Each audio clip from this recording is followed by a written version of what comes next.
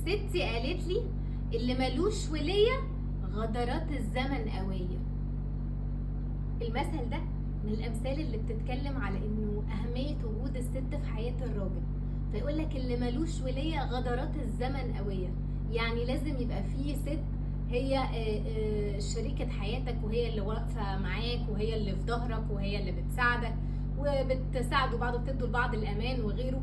فبيأكد المثل على أهمية إن الراجل يكون ليه شريكة حياته، أو أهمية وجود الست في حياة الراجل.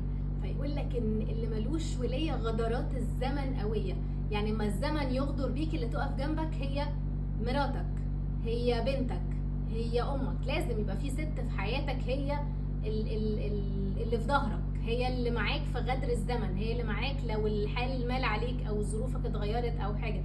وطبعا خصوصا بيخصوها بالزوجة او شريكة حياته، ان هي تبقى موجودة على طول معاه في غدر الزمن.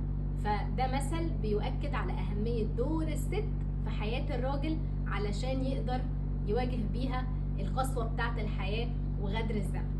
شكرا.